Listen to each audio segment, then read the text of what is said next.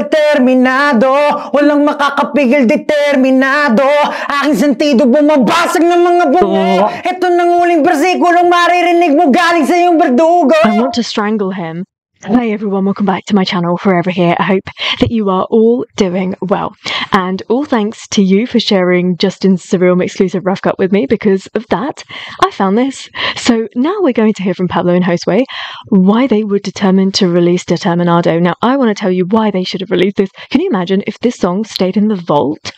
Like, what? Oh my god, that would actually have been a punishable crime. Hello everybody and welcome to this exclusive rough cut where we are going to see our guests, very talented talents. So, talented talents, but excited now because we are going to see their talents in the flesh today. And excited na ako for our guests for today kasi na-interview ko na sila separately in the past. And first time ko sila ma-interview together. They are a very talented and determined pair of brothers, so I'm very excited to catch up with and pag-usapan namin yung mga kanta nila, mga ganap nila, and all of that. So everybody, please welcome to Mixclusive Rough Cut. We have Pablo and Josue! Yeah! Okay lahat, Pablo. Yes! Josue. Let's go. Radkins. Pwede naman. Oh, thank you guys. Shy na ako. Wow. No, but thank you to our live audience for joining us as well. Pero kamusta na you guys? Small. How are you? Teeny tiny baby. Busy, good busy. Maraming gawa. Pero continuous. Yeah, that's good, no?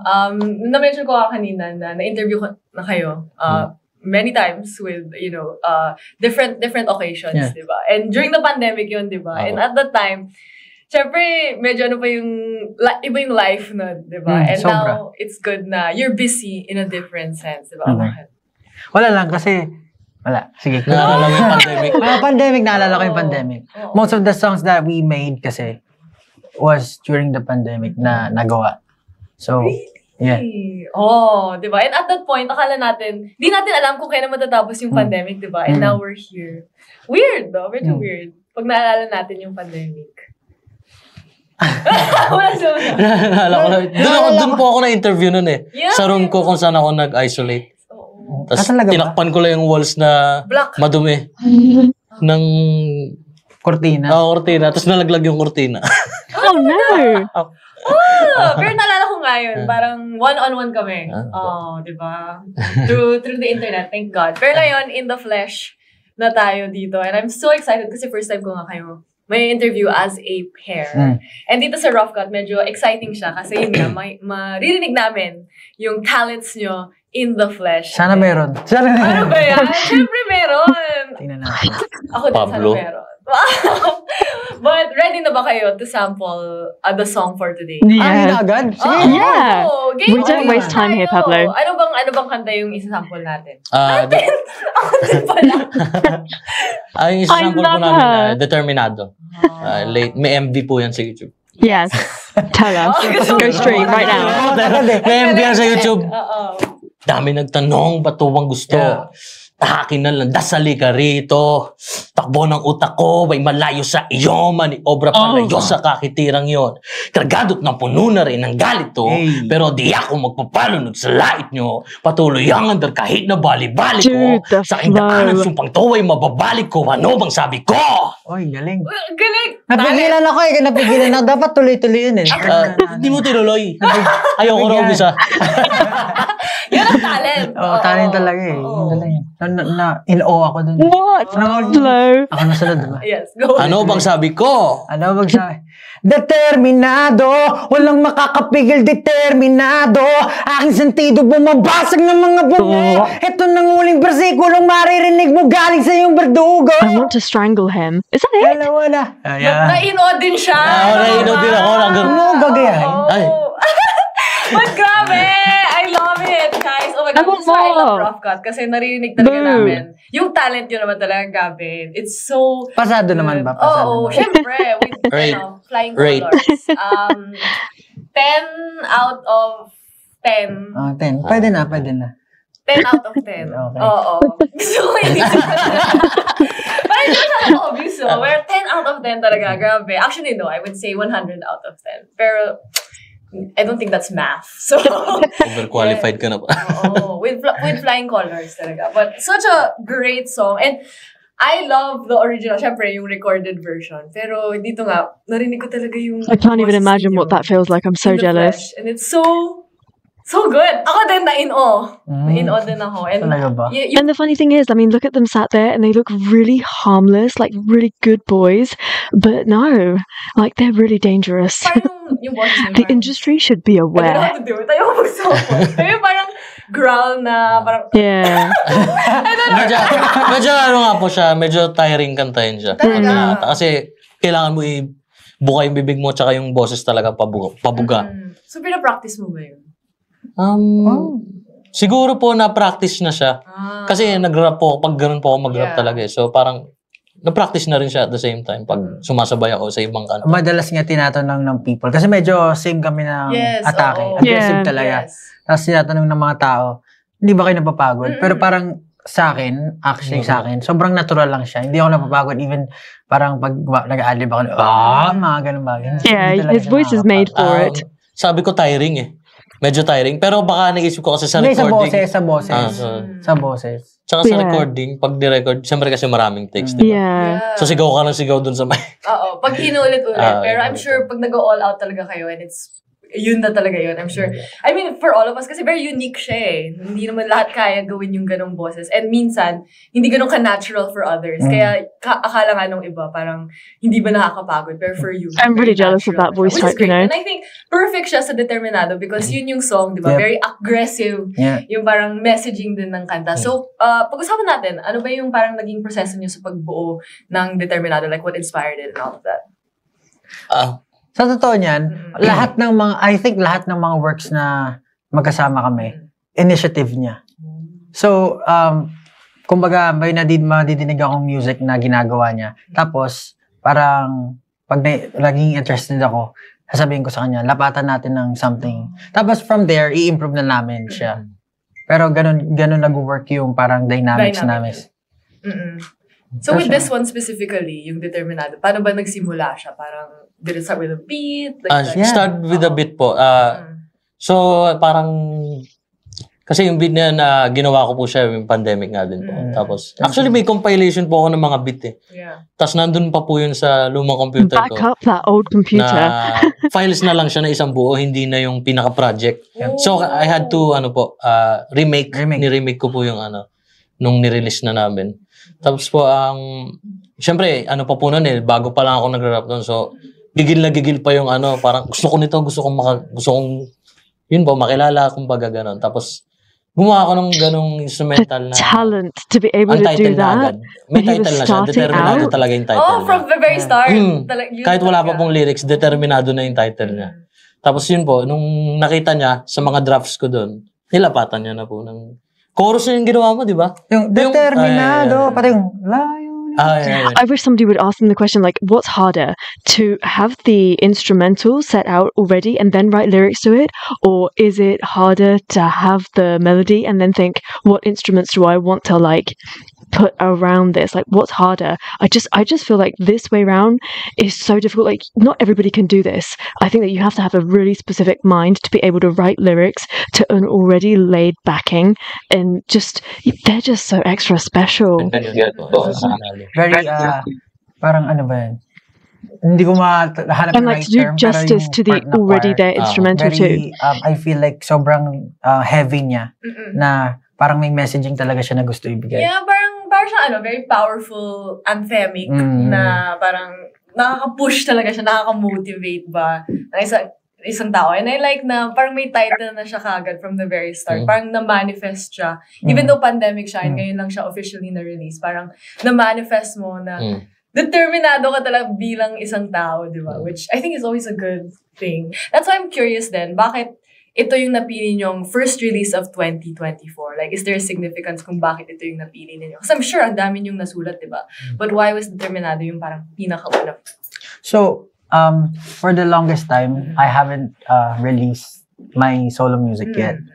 And sabi ko sa sarili ko, this 2024, gusto ko i-realize or i-materialize lahat ng mga plans ko for myself. Sabi ko, it's my time naman, parang ganun.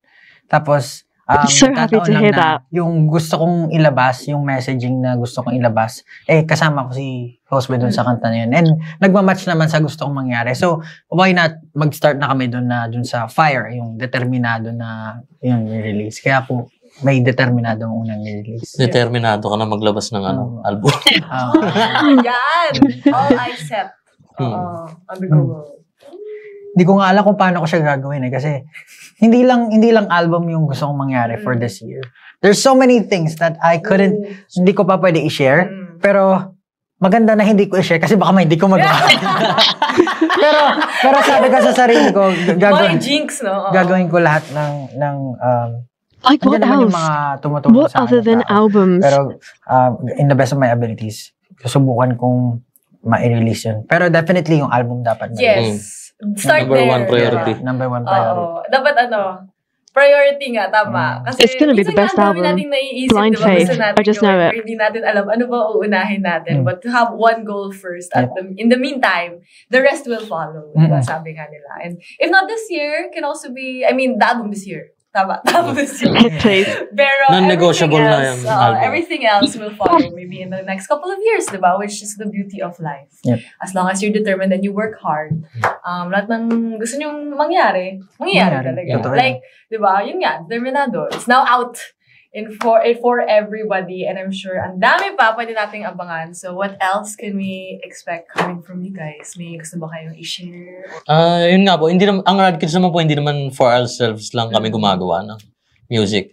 So, ako po, gaya po, meron na po akong recently lang nilabas, yung My Mind na MV ni Sarah G po, tsaka ni Sir Billy Crawford. Sure. Meron po akong part doon, yung sa Dance Break. Tapos po yung upcoming po ni Justin na single. Kami po yung produce ng beat tsaka nung mismong music, mix and master. Abangan niyo po yung kay Justin.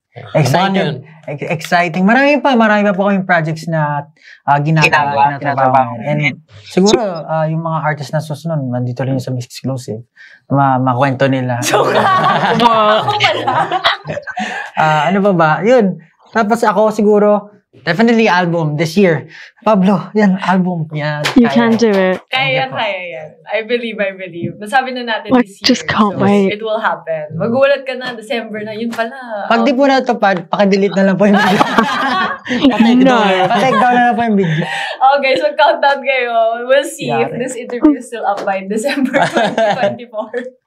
Or January 2025. Makita natin. But thank you guys. I'm so happy na nakapag-catch up tayo here on Exclusive Rough Cut. And I'm also really happy na not only do you support each other sa mga ginagawa nyo as artists and individuals, pero other artists as well. I think that's such a great way to parang, share yung mga blessings ninyo, yung mga talents ninyo with others and helping them shine as well. So, I love it. Thank you so much for this. Na-inspire ako. Very determined na ako ngayon.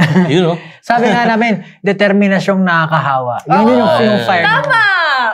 Very siya. Ako yung... Kapag passionate ka, yung passion mo nakikita ng tao, nakakahawa siya. Ako Yeah. yung target market nun. So thank you so much, Josue and Pablo, Salamat. for Thank you joining for us this. here today. And thank you as well to everybody who tuned into this exclusive interview. Don't forget to stream all of their music.